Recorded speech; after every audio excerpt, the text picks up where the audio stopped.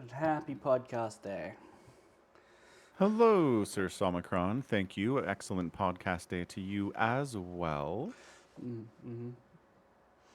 Yeah, Thank you, it's a kind. good podcast day. It is cold where you are, and it is hot where I am. Oh, but it's okay. I got an electric blanket right here.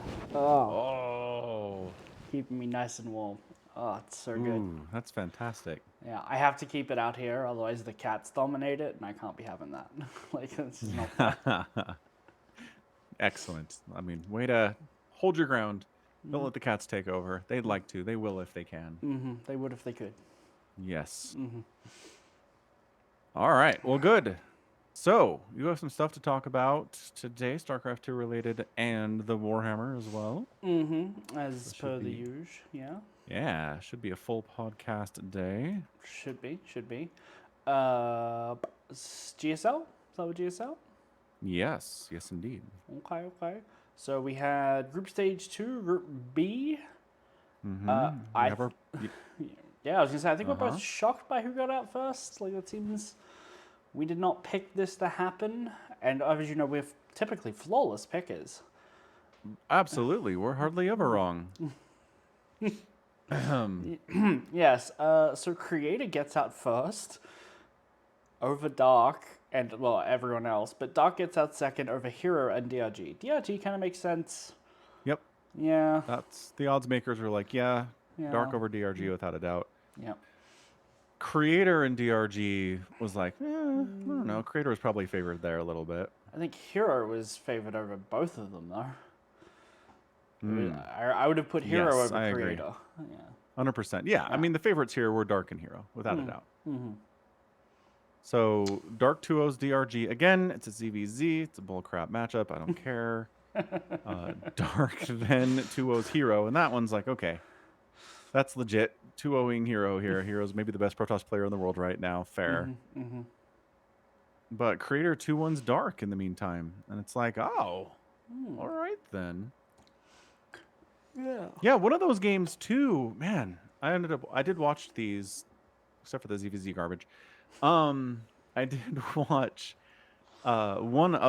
specifically one of the Creator Dark games. Creator shows up with this like 4 Colossus, 2 Disruptor, bunch of Stalkers and Adepts and like Oracles and stuff. Mm-hmm. And he's attacking the 4th base of Dark, and I'm like, oh boy. And then Dark's just like, let me just do a surround here. Just no, just eats it, just crushes the whole thing. And I'm like, well, that's not a good sign. Probably losing the game from that point. Pretty bad, yeah. But he fires up 2 replacement Colossus, kind of holds on the other end, and ends up winning the game with a Skytoss transition. Huh. Like, Dark doesn't quite have enough left for wiping out that attack to just counterattack and win. So he's kind of holding back a little bit. He ends up going Lurker Nidus stuff, and he hits at a time when Hero's trying to transition into Skytoss. So he has a ton of supply held up in like, there are carriers making right now, but they don't exist yet. Right. So it's this really vulnerable point for the Protoss, and he shows up and like even kills a carrier. His lurkers are like burning Stargates down and stuff. But then it turns out that I think he overmade lurkers, I want to say, because he ends up losing all the lurkers to the Skytoss fleet that is able to get out. He burrows them in the natural base of Hero and just like kind of leaves them there, doesn't try to escape with them, just like, here I am. He's like, you can have them. Yeah, it's a mind out base anyway. They all die. And I look at Dark's bank and I'm like, he doesn't have a bank anymore. What happened here? And then, yeah, that's it. It's just to push out the 2 Colossus that replaced the ones that died, ended up a combined 65 kills by the end of the game. It's just incredible Colossus control by Hero.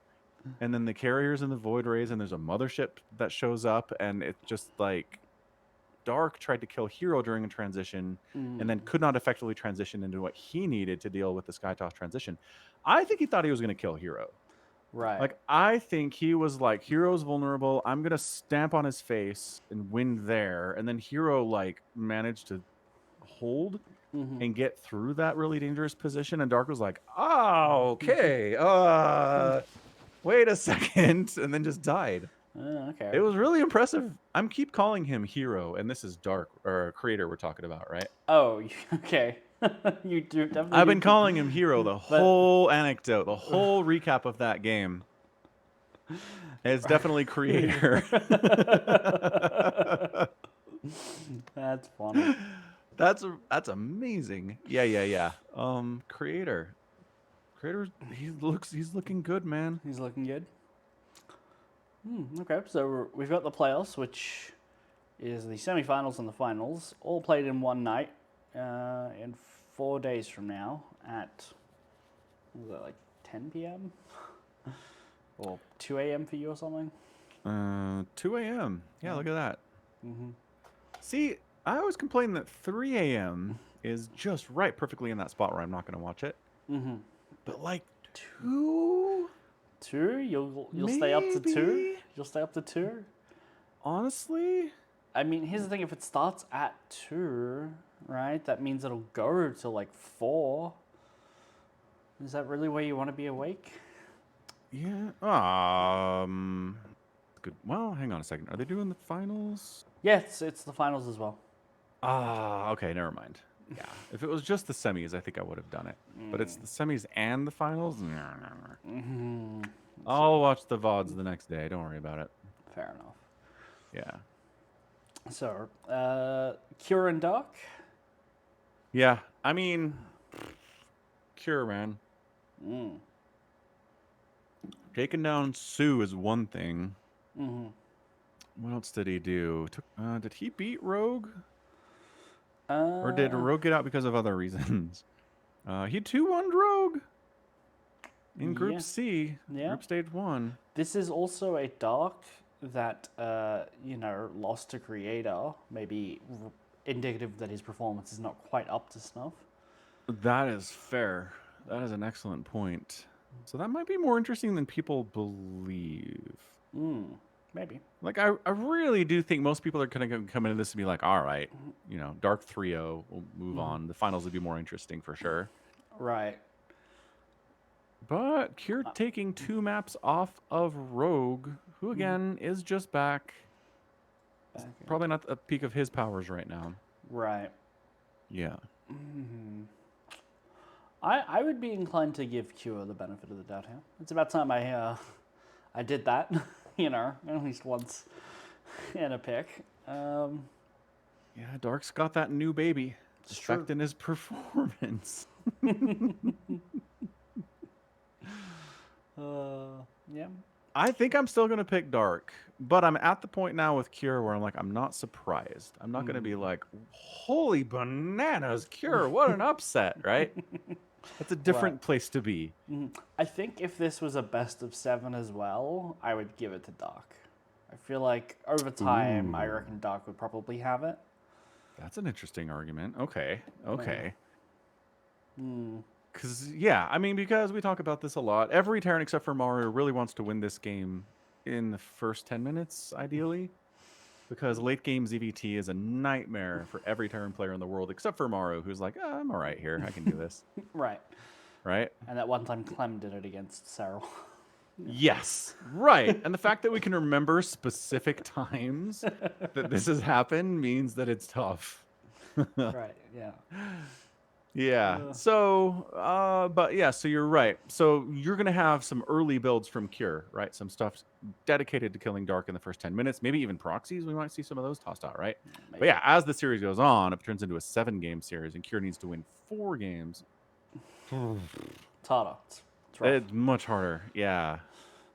It's much harder to have a deep enough bag of excellent builds that you can win with against Dark.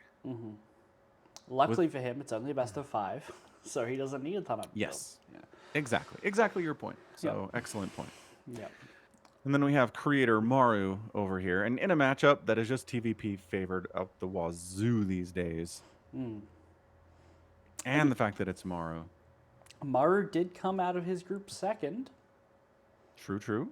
And actually, Creator was also in Group A with him. Did they play? Creator, no. They didn't play. In their first Ooh, group. that's fun. Okay, Yeah. so we've got a brand new matchup here for this GSL. Yeah. Who did creator beat? Got beaten by Shin. Okay. Oof. Maybe that. If Dark wins and creator wins, I'm not looking forward to that. No. Creator Maru did. hasn't. Go ahead. Oh, creator beat TY to get out Right. of his group. Yeah. Maru hasn't played a Protoss yet. No. He beat TY and he beat Shin, and then he beat Su and he beat Cure. Mm-hmm. Now he's here. So, he hasn't had to show any of his TVP stuff. Maybe there's a chance that he's A not very chance good at that he's not very good at it. Like that he hasn't practiced or Well, done it at all. I think the players would much rather be like, okay, I've got this thing that I've kept hidden, right? Mm-hmm. Than be like, oh no, I haven't practiced these builds against an elite Protoss in GSL yet. I think they'd rather just have the build, and the Protoss is like, what? I'm sure I'm sure Maru has a build that he's like, okay, I'm not gonna do my TVZ opening, right? Like, I'm not saying that, but it's like, if you've gone, like, how many weeks is this over? Like 6 weeks, 3 weeks, 4? I don't even know. It's like a month. Actually, it's the first of last month to the end of this month, so it's 2 months. It's 8 weeks. If you're going 8 weeks of professional play, how much time are you dedicating for a matchup? You maybe only get one of. Yeah, but it's the semifinal. Like, Sure, I'm not suggesting he's not practicing for it, but I'm just saying, the last 5 weeks he would have done none of it because he had to face none of it. You know? Right. I mean, he could have, though, right? In that first group stage, he definitely could have run across Creator if things had just gone differently. So he had to be prepared for TVP. He wasn't just like, I'm not touching TVP at all. I'm never playing a Protoss. Like, you could have. You could have gotten there. He could have, I suppose. Yeah. I mean, but he would have had to lose to TY and Shin, and it's like, Yeah. so maybe not. Right. Fair point. Fair. Anywho, should be fun. Really excited. Excited to watch those VODs on YouTube, man. Me too. I'll make the effort.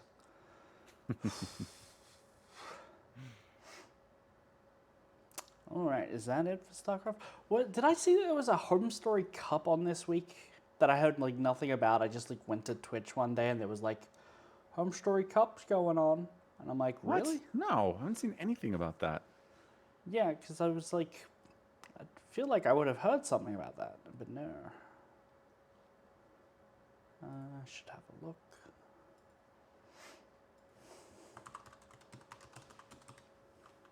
Yeah, Wikipedia says ongoing tournaments are GSL Season 2. Doesn't have an upcoming either. Okay. Maybe it was like a Home Story Cup for a different game. Maybe. Do they do Home Story Cups for different games? I was unaware. Hold on. June 24th. That was recently, right? That was yesterday. Take TV tweets out. Congrats to Gumiho SC2 on winning Home Story Cup 25.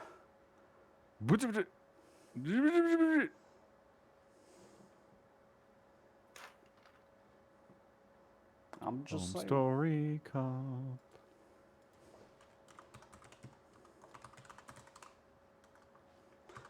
25. 25? Home Story Cup 22 just finished.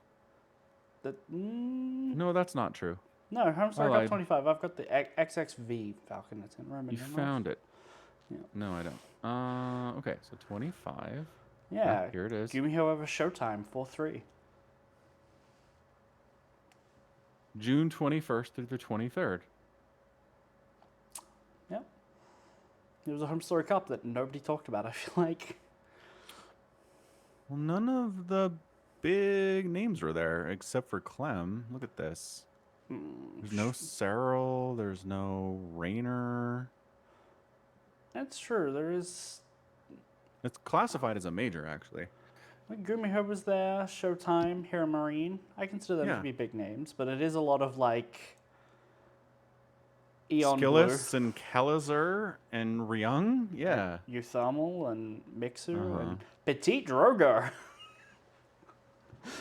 There's a name I've not heard in a while. I didn't know he was still playing. Seriously, I saw him compete in something, but no, he doesn't have an official finish in anything in his Wikipedia page since 2022. Right. So, yeah, Interesting. can't ever fully quit StarCraft, I guess. No. Fair enough then. So that's fun. So yeah, so it's a Gumio Showtime finale here. Gumio 4-3's Showtime. Protoss continues to be mad. Fair. Absolutely zero Zerg. I mean, but the fact that Raynor or Serral weren't here is like, the laser, all our hopes are on you. Did not happen. No. What happened with the laser? He had this big thing, I want to say, last year or 2 years ago, where he's like, I'm buckling down. I'm training hard. I'm going to learn things from watching Serral and Raynor and get better and watch out for a laser. And it's like, nope. That has not happened. Yeah, I don't know. I don't know. I had hopes. I had hopes as well. I think he may have taken a hiatus because he's. It says active years on his Wikipedia page, 2014 to present, but active years as a caster was 2020 to 2022, and then 2024 to present. So he stopped casting at some point. Does that mean he stopped playing? He just like took a little break in playing? Porque no los dos? Like, you can do both, obviously. You Raynor. can, right. Well, yeah, I suppose. I'm not saying it's high-level casting, but... I don't know. Maybe something happened in his personal life, and he was like, "I'm just gonna step back for a little bit." Yeah.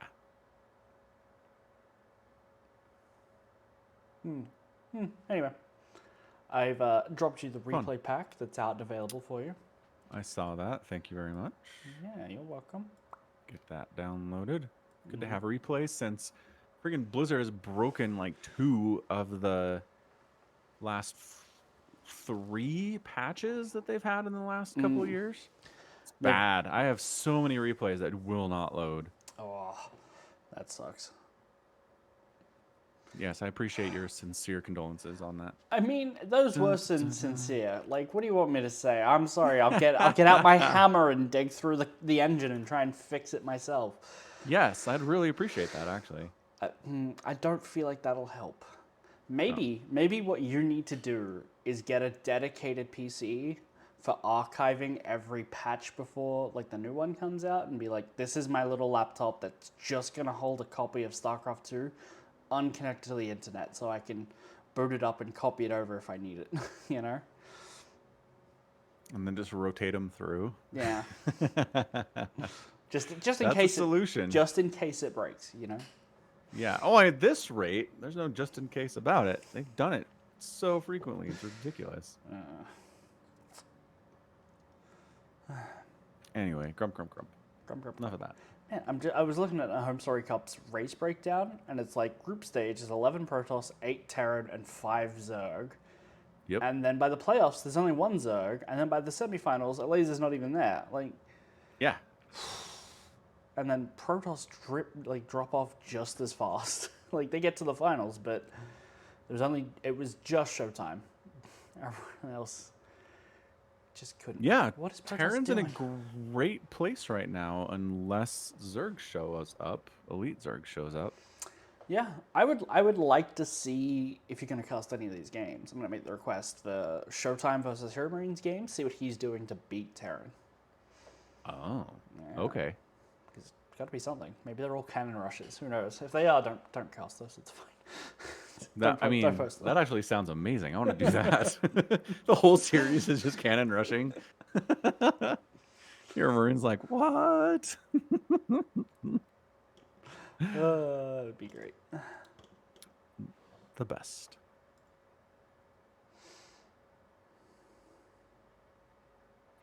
All right.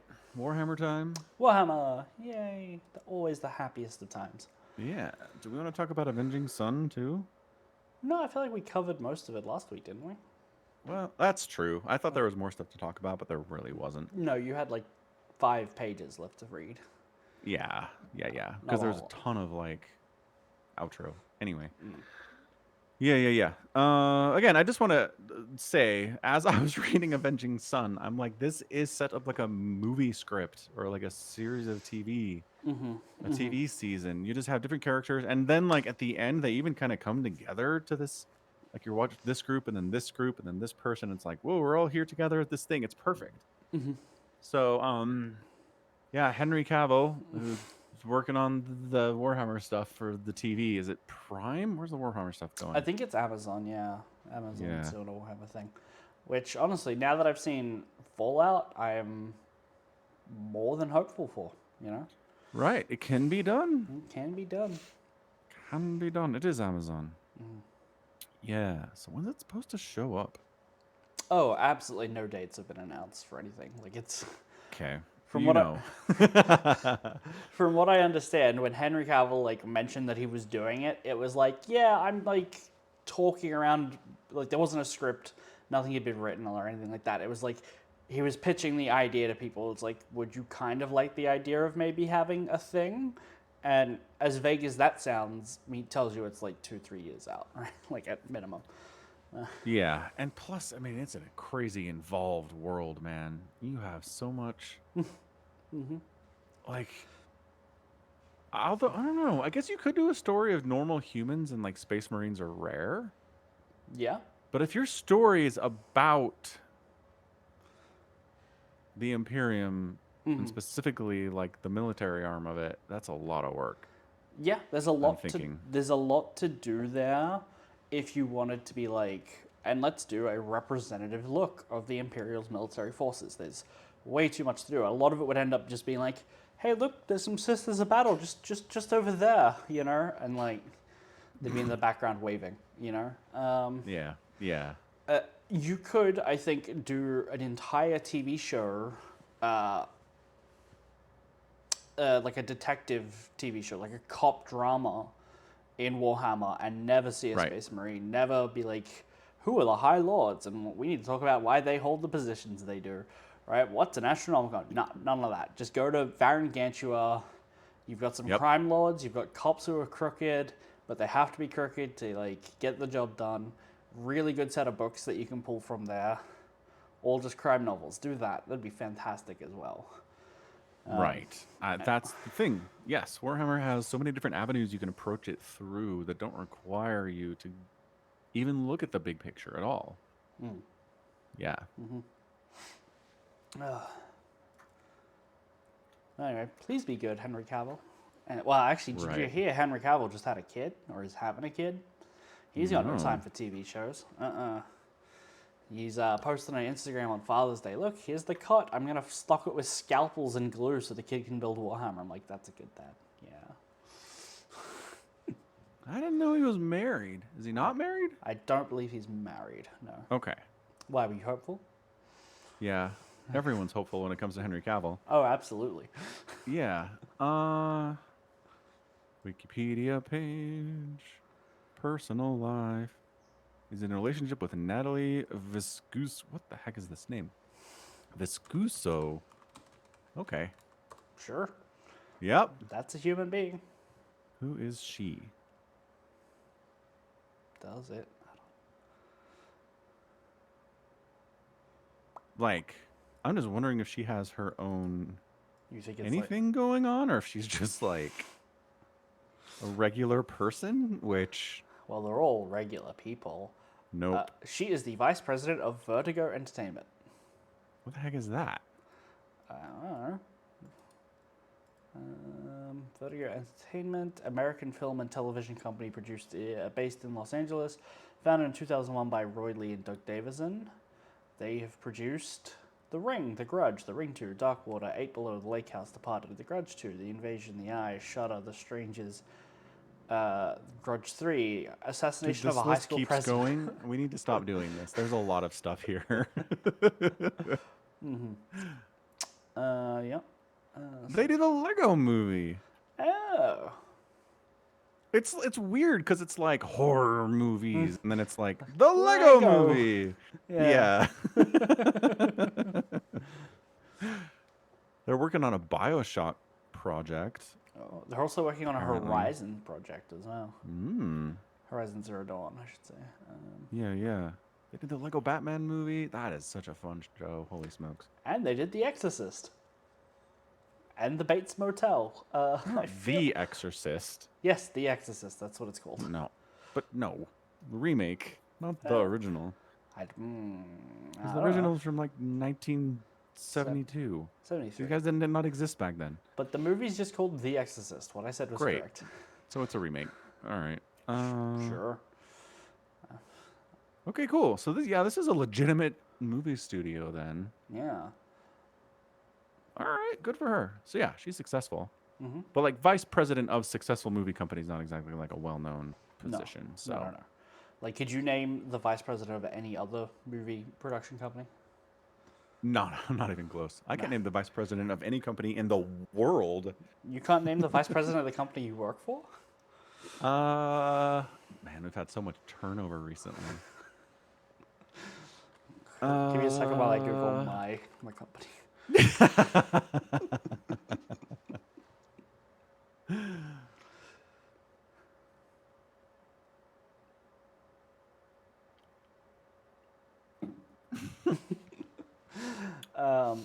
So I did immediately have a name in my mind, which is like Brad or something, right?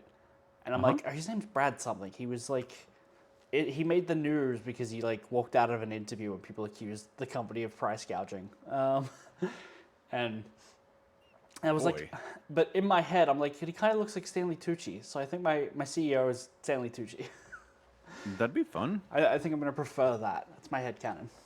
Yeah. I'll support you in this. 100%. Please. Yep. Anyway. Scars? Scars. So we have a Scars book. By Chris Wraight. Yeah. So yeah, throughout this whole reading of the Horus Heresy, we've had very little to do with the Scars. They've shown up a couple of times, like individual Scars have shown up at things, and I don't think we've gotten any time with their Primarch at all. No, I don't think so. I think this is the first time Jagatai Khan has shown up. Yeah. It's very funny, too, because they're like, crap.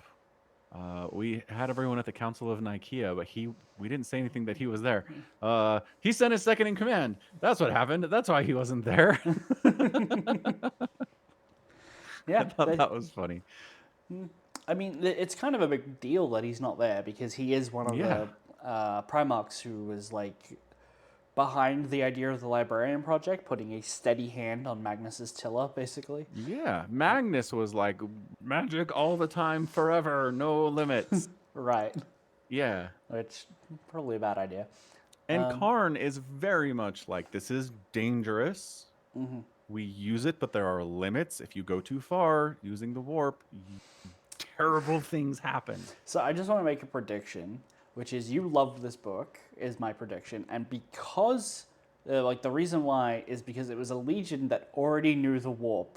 Like, they weren't like, here's the next 4 chapters of them being like, no, demons aren't real. We did get that moment, though. We got it anyway. When they capture the Thousand Suns ship?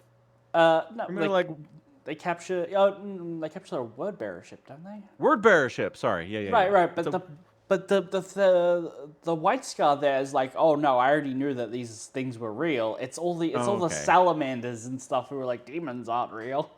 But that's true. But the White Scars don't have that moment.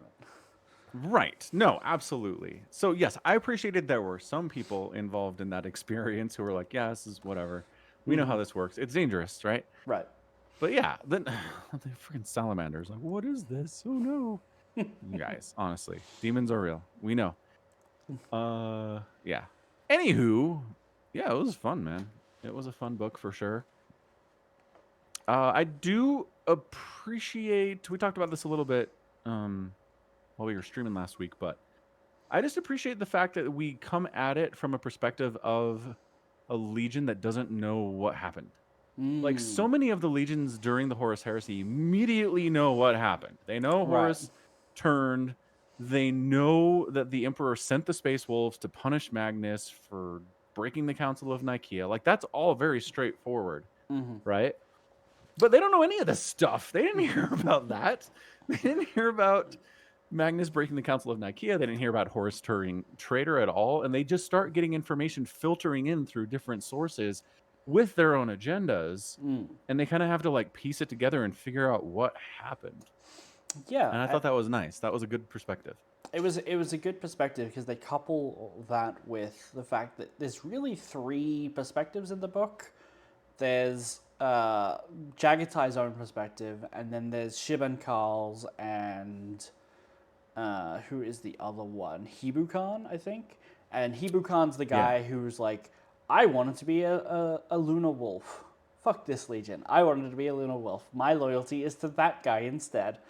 And so he's there. He's like, Warmaster gave us our marching orders. We gotta figure it out ourselves. We gotta figure out how to get the Legion to turn over.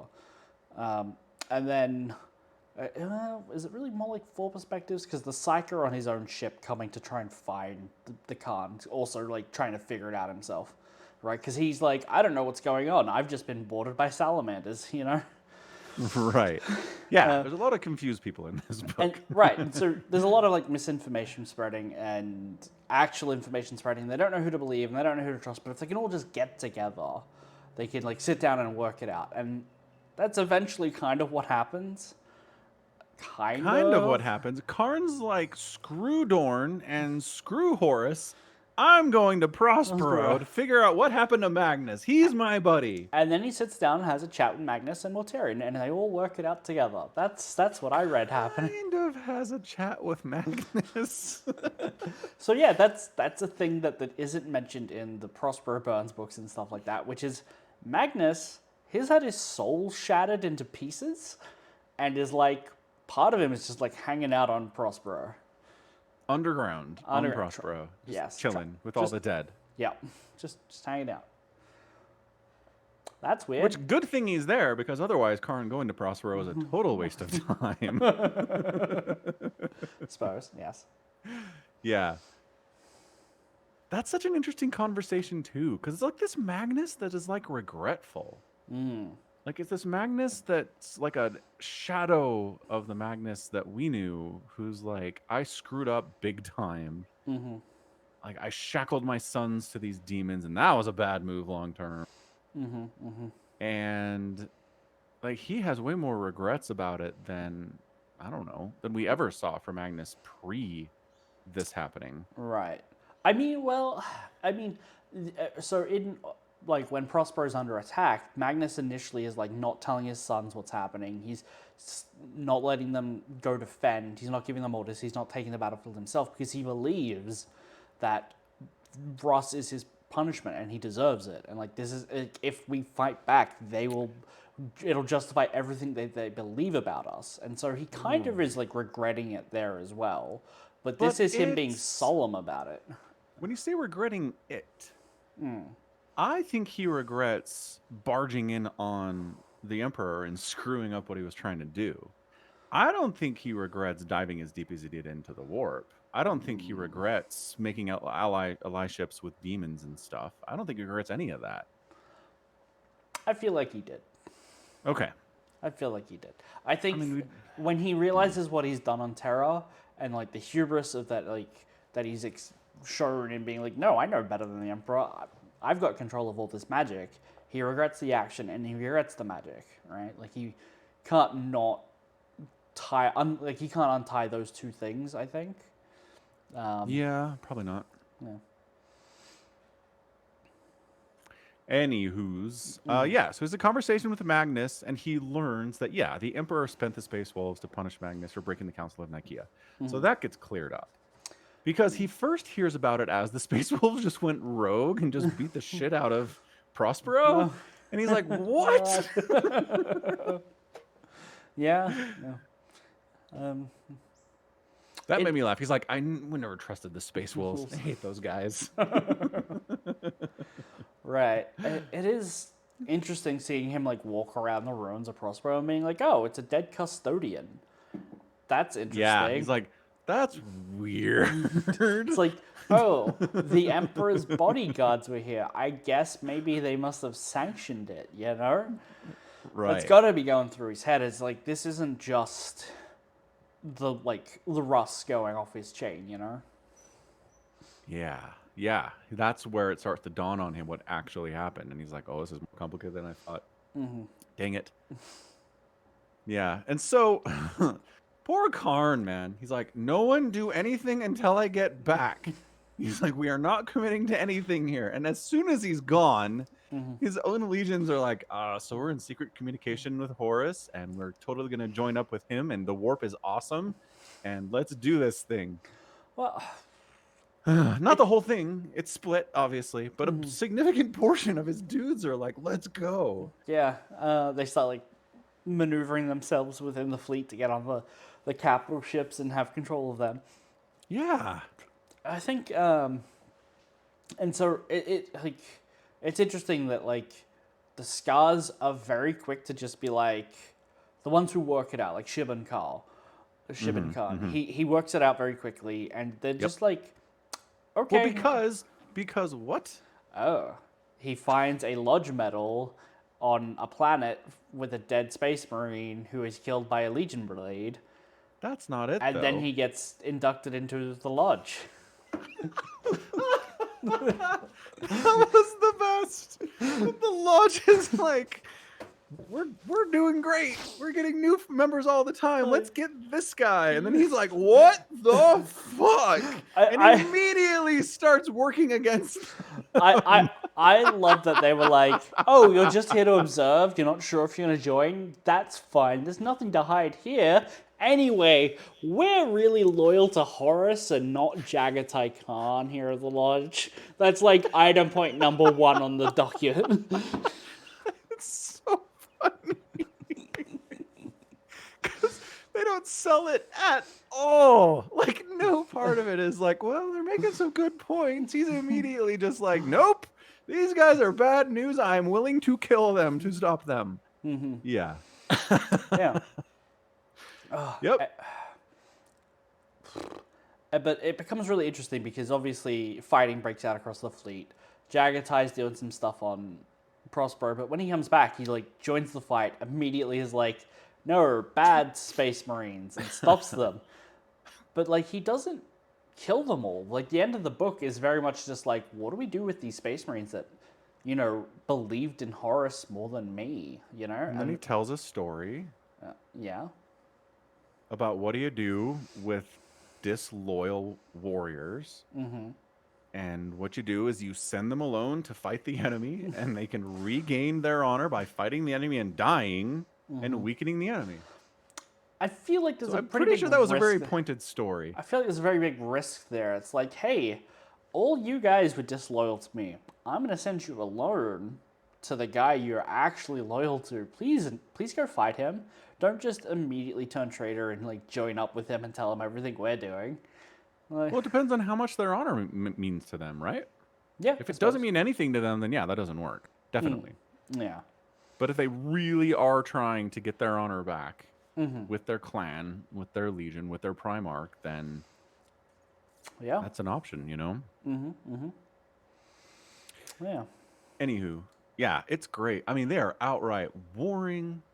There's this poor human lady who they've like, it's this prior Ilya. general. Yeah. Yeah, like she's amazing. She's got this crazy resume all through the military of like leading entire armies and fleets out and incredible campaigns, and she's really well respected. And then she ends up like helping the White Scars like be less chaotic and have some order. Right. So basically, she is a general in the Departamento Munitorum, which means she's like a supply officer, basically. But she does hold the rank of general. Yeah. And like the book starts with like a bit of her perspective on that, of like, well, at first I was at this branch of the Imperial military or whatever, and they realized I had an eidetic memory and I was really good at supplies. So they like moved me around to where I was best suited. Got this general rank when we were officially subsumed into the military. And she really enjoyed the fear that put in some of the younger people of lower rank, that she could like now just be like, I'm a general, you little shits. But basically, she became really good at just organizing things and supplying and she gets old, basically, is the way the book puts it. And they're like, okay, we're going to post you to the White Scars. Please try to make them a little bit more organized. Just please. And it kind of Right, works. because the White Scars are very much like, it'll work out. Like, that's their whole ethos. It's like, you don't have everything planned out, but it'll come together in somehow, some way, timey-wimey stuff. They have two philosophies. One is, everything's going to be okay, man. And speed is everything. You know? Right. That's all they care about. So yeah, they are crazy chaotic, and Elia spends all this time trying to like set up basic maintenance routines and processes for when we start a campaign, we have to make sure this is done and this is done and this is done. And they're like, but mom. But mom, I don't want to do my homework. Right. I just want to, go fast, and we'll win anyway because we're Space Marines. Yeah. Yeah. That's great. So she is on the bridge of the flagship, I think, for the White Scars, right? I believe so, yeah. When the captain, the one who's in league with Horus effectively, starts kind of making his move, Karn is gone. And it's great because she doesn't overhear a conversation. No. They don't tell her what's happening. She's just like, they're hiding something from me. I don't like this at all. This is not very White Scar-like. And then she's like realizing that, oh, he's wearing his helmet. They only do that when they're going into battle. And she's like, tell me what's going on. And we get the famous line, which is, I cannot say, right? Which is a very lodge member thing. It's like, oh, that's still a thing. It's almost cute. We're like 20 books in and it's, oh, remember that thing from book 3? Oh. Yeah, back on Davin. Yeah. Long time ago. And so she's effectively like, bad things are afoot. I don't like this at all. But she's capable of like tracking ship systems, and she can see what's happening, and she sees a bunch of other White Scars launching for the ship, and she's like, and the other puts two and two together. Yeah. And she, takes down the shields at one of the the docking bays, and lets them in, and basically allows any kind of resistance to happen here at all. Yeah. And importantly, she's the one who's paying attention when Karn is on Prospero and trying to get back. Right. Yes. Right. So he's got this word bearer that he found down there. Right. It's a word bearer. Thousand Sun. It's a Thousand Sun this time. It's a Thousand Sun this time, who's down there, and he's a psyker, and he's like, I think I can maybe punch through all the garbage that's going here on Prospero and communicate with your flagship. But like, small amount of time, it's not going to be much. Right. So they do that, and she's the one who notices this. It's just like, oh, someone from Prospero wants to come up, but everybody's raging and fighting right now on the bridge of this ship. It's not great. So she runs over to... I'm so bad with names in this book. These names in this book were difficult, man. Yeah, it was pretty rough. I mean, Shiban is like the guy. That's the one. Yeah. Yep. Yeah, so she runs up to Shiban. She basically determines that he's in charge here, rebellion, and he's probably interested in the Karn coming back. And so, she runs up to him, and he makes the split-second decision, like, she knows what she's talking about. Something important is happening here. I have no idea who you are, but okay. And she's like, we got to get to the teleport base. So he basically footballs her under his arm over to the teleport base, gets shot 1,000 times doing it. And then she's able to get the Primarch back on board, and that shuts everything down. So, she's really important to this story. She is very important, Yeah. How did you feel about seeing Bjorn again with these Space Wolves? Because we get a little bit of Space Wolves, and then they just kind of disappear from the story. They're like, they get boarded, and they're fighting the Alpha Legion, and then they're like, oh, we need to call the White Scars for help, and the White Scars kind of never show up, Right. The White Scars get the message, and they're like, meh.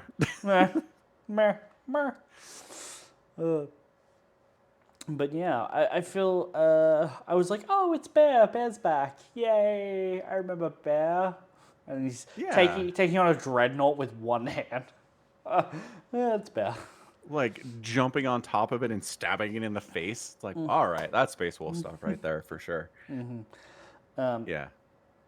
I would like to make note that in the audiobook, I don't remember who did. I should look up who is the narrator, but he does a really good voice for the Space Wolves. I was like, oh, that's how a Space Wolf should sound. Oh, It was really good. did it change your understanding? Changed my understanding. Change what you thought the Space Wolves sounded like?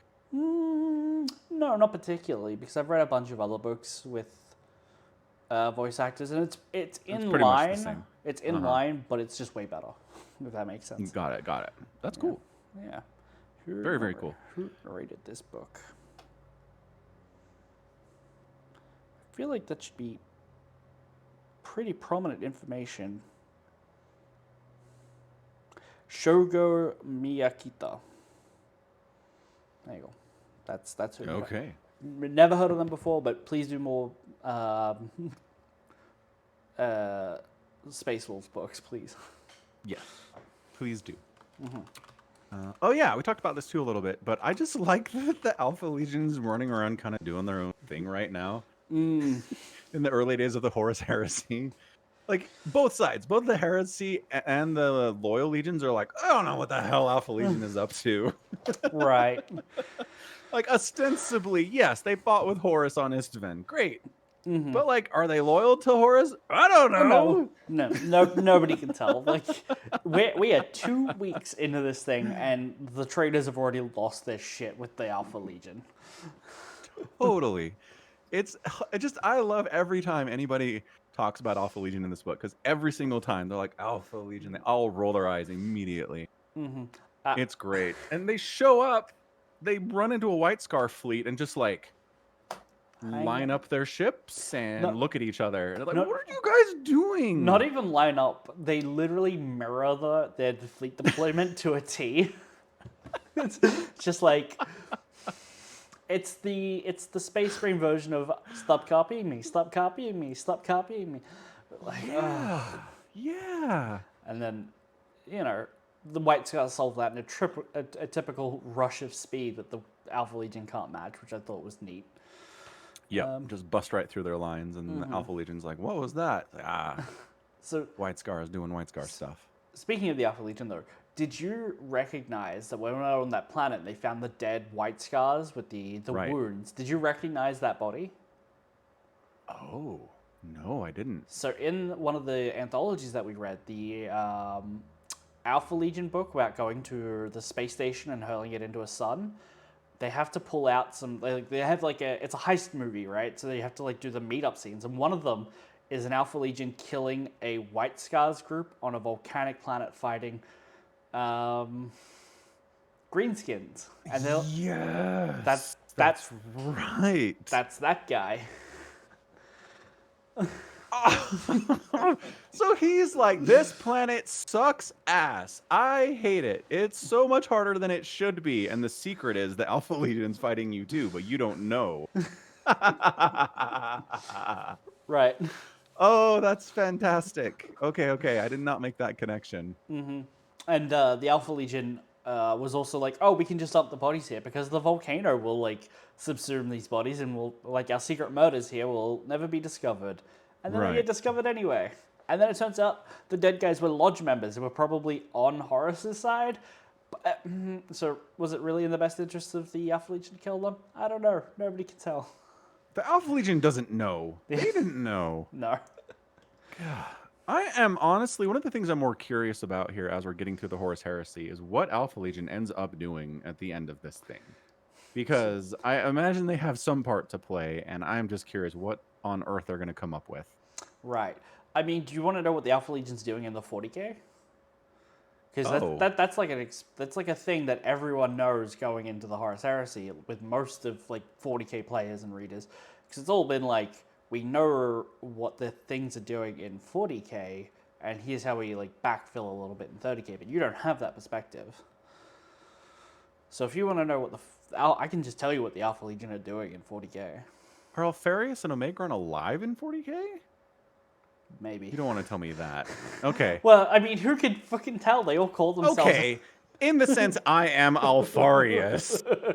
No, okay. So I think Alfarius is dead, but Okay. Megon might be alive somewhere. I think is the official line. Okay, fine. We'll get there when we get there. I'm not going to worry about it right now. Excellent. Yeah. What else? There's one other thing. Oh, Mortarion. So freaking Karn's on the surface of Prospero trying to, get out. And this Space Marine contingent with a Primarch materializes transports onto where they are. And he assumes it's Horus, and I assumed it was Horus, and everybody assumed it was Horus, and it's Mortarion. And I'm like, I don't think I assumed it was Horus. you didn't? Okay. No, because they talk about sure how did. the ships are like stone, like bare gray, right? Like it's bare metal gray. And I'm like, okay, so that narrows it down to the legions who don't decorate their ships. That's Mortarion and the Iron Hands. Does narrow down pretty heavily.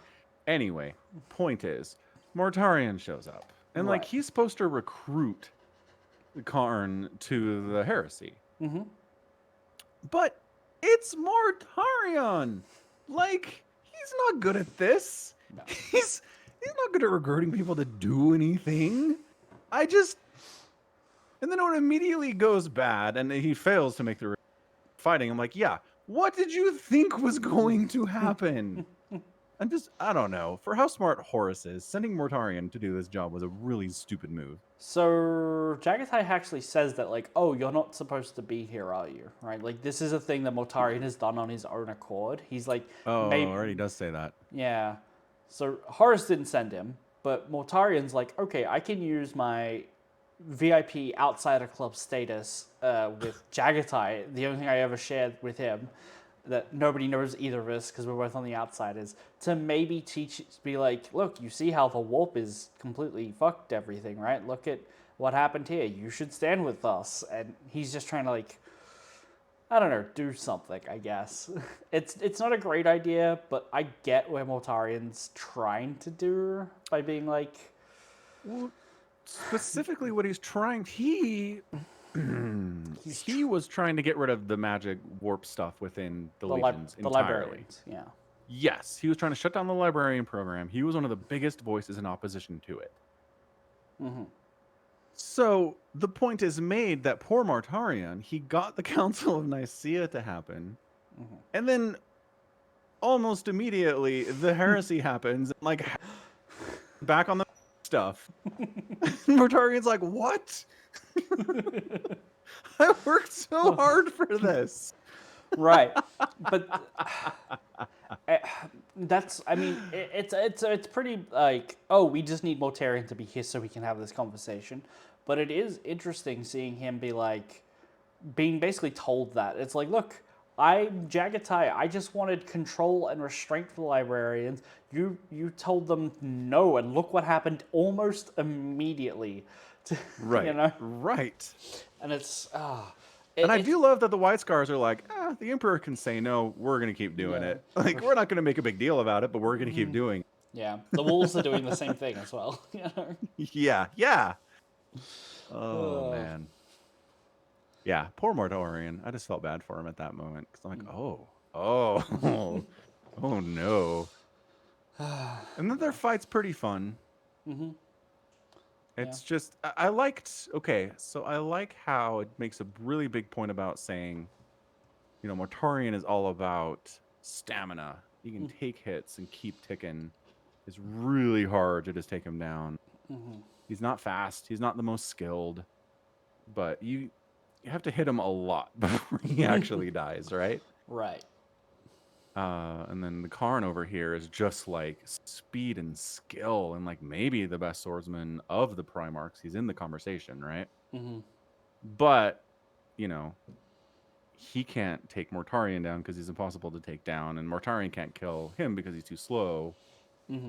And then the point is made. He has the thought. He's like, I get it. The design of the Emperor, of our father. He gave us each strengths and weaknesses to complement each other, Right. to pair us up, to solve problems we can't solve on our own. Mm-hmm. And here we are fighting against each other. Shit. Like, that whole dream is gone. Right. He has a very like, oh, if we just worked together this entire time, nothing could stop us. Right. Absolutely nothing. And then the Khan's just like, anyway, I guess I'll go back to my ship and just be like I don't know. I don't think he really ruminates on the fact that he spent the entire Great Crusade away from everyone else. You know, just how Yeah. Doesn't antithetical play to the well with Emperor's plan. others. Exactly. Right. You know. Yeah. It's. And then again, I'm getting annoyed at this a little bit because the first time we see Primarchs fight, Ferrus Manus loses his head and dies. Right. And every other Primarch fight since then, no one has died unless you're Vulcan, who dies and keeps coming back over and over, so it doesn't count. Right. So I thought we were coming into a heresy where Primarchs were gonna die when they fought, and every time when somebody teleports out, or Angron's gonna kill Gilliman, but then he gets hit with magic and can't do it, or then Mortarion teleports away, and it's like, what? Can we get some closure on these, please? But no, you needed another 40 books before any more Primarchs die, obviously. Apparently, I just figured we'd have a second one by now. Everyone's doing great, except for Vulcan, I guess. Vulcan's not doing super great. No. I mean, No. people also think, like, in the world, people think Vulcan, Ferrus, and Corax all died immediately, right? Right. So they think there's 3 dead Primarchs. Yep. And so I can kind of see the tactical sense that everyone else goes through. Is like, okay, let's always keep the teleportation station on standby every second. While, like, if they push a button, like, please teleport me out of this fight, I'm about to die. We do it. You know? Yeah, I know. It sucks for, like, I want to see stakes. I want to see people die. But, sorry, this isn't the place, bro. How much longer do I have to wait? Well, actually, technically, if you want to think about it, part of Magnus's shard, like his soul's been shattered, right? And Jagatai kills one of his shards here. I honestly, yes, I was like, I do want Primarch deaths. This sort of counts, but not really. But not really. He doesn't even fight back. He's just like, yeah, it's probably time for me to die as a shard of Magnus. I'll take this. Yeah. Yeah. I think there's a really chilling line somewhere in the end of this book, which is like Jagatai being like, one way or another, the White Scars will be on Terra by the end. Like, yeah. No. Oh. Yeah. Well, because in the conversation with Magnus, he's like, I'm stuck between a rock and a hard place here. Like, Horus isn't great, and the Emperor is literally a tyrant. Like, he doesn't care about us either. Like, there are no good sides here. And at the end of the book, he's just like, White Scar is going to White Scar. Just do our own thing. It's like, all right, that's it's sort of a galaxy embroiled in civil war. You doing your own thing. Who makes the comment? Someone's like, you're going to fight everyone? And he's like, yeah, that's our way. If we have to, yeah. Yeah. Yeah. Yeah. Oh, Jagatai. Yeah. The White Scars are fun. Definitely. All right. I think that's that for that book. Where do we want to move on to? Right-ho.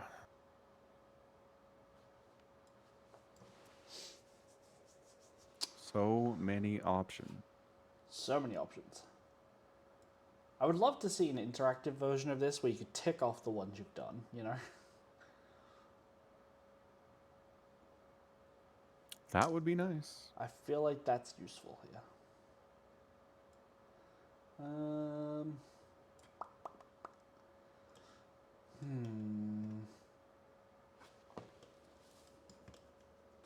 Do you want to take a pick? You want to? Give me some options. There's too much. We have Pharaohs, which is the Pharaohs. It's the next on the line from the Unremembered Empire. We have the Praetorian of Dawn. What else do we have? Ooh, that's a big one on the flowchart. We haven't done a lot with Dorn, have we? No, not yet. But he gets a lot of screen time later. Yeah. We're supposed to have read Deliverance Lost before getting to I mean, yeah, I suppose we these could. guidelines, is what you're saying? Okay, so the Raven Guard have exactly 2 books on this flowchart. Oh, dang. One, Okay. I'm not including the short stories. Okay, so 2 major novels, Deliverance Lost, and then Corax, which is actually an anthology. It says. So Oh. they have one, and then that leaves into like Wolfsbane right near the bottom. Um, I I mean, we can read Deliverance Lost. I'm not gonna say no, but from what I understand, like the Raven Guard are just very overlooked. Okay. Yeah, and what they So have what's is this Gray Raven and Divine World? where's that?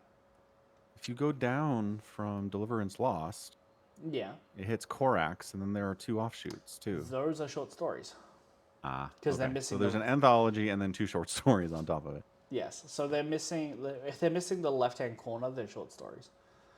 The top left corner. So Okay. there's actually 2 short stories before Deliverance Lost as well. Oh, So they dang. have All right. 4 short stories and 1 anthology and 1 novel. Yeah, definitely overlooked. Fair enough. Yeah. Yeah. So Deliverance Lost. No, let's not then. Um, what What else? was the one after Unremembered Empire? Pharos. Sure. Let's do that one. Okay. Pharos it is. Who does Pharos? We're going to skip a safe and shadowed place? Um, that is a short story. Ah, okay. So what number does that say there? Book 33. 33? Yeah. So that is the book 33 is War Without End. We could do that short story anthology, and that'll get us that book and a couple of others. If you'd rather.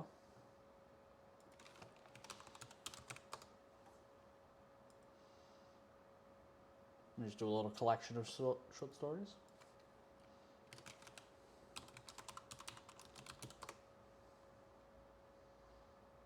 I don't know.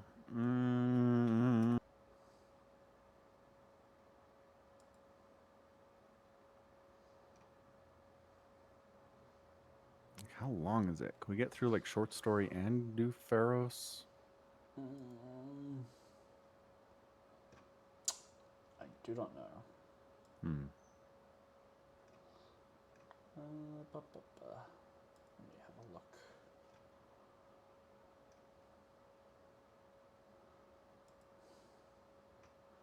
Book 33 was it? 143. War Without End. How many short stories is it? Okay, that's not what I needed to see, thanks.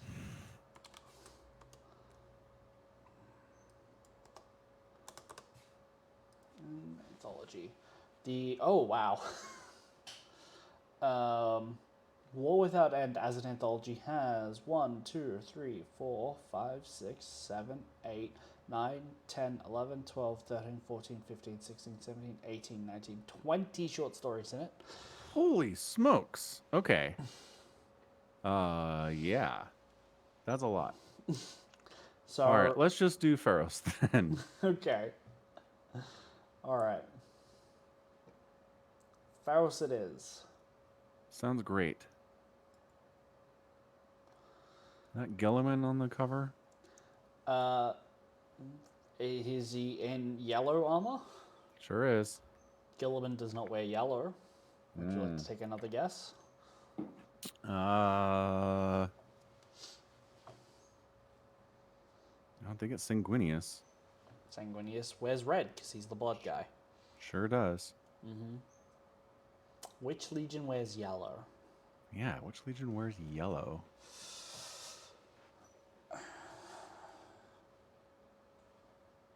It's the Imperial Fists. Oh, which we have not spent hardly any time with at all. So there's precisely one Imperial Fist in the last, in like the Unremembered Empire. Alexis Pollux, or whatever his name was. Paulus. Okay. Given that this is now set on the planet where Pharos is, I don't know if that's the planet Pharos. I don't think it was. It's the Pharos is the like xenotech that's a beacon. I have a feeling that might be Alexis Paulus. Ah, Oh. excuse me. Okay, sounds good. He looks Yeah. very angry. Yeah, go figure. Go figure. Alrighty, let's wrap it up. Okay, sounds good. Another good edition of the Falcon Paladin Hour. Got the StarCraft 2, got the Warhammer, got a new book to read. Successful podcast, I would say. I would say so. All right. So thanks for hanging out with us on another edition of the podcast. We're at twitch.tv/Somicron every Tuesday if you're in Australia, or Monday if you're in America. Figure it out from there. The VODs go to youtube.com/@Somicron. You can support the pod at patreon.com/Somicron and by buying merch at falconpaladin.store. So again, thanks for being here. Thanks for listening. Thanks for watching. Whatever you did, appreciate it. Thanks, Bovine. We'll catch you next week. Until then, stay safe and stay healthy. And above all, you take care of yourself. Goodbye. Bye.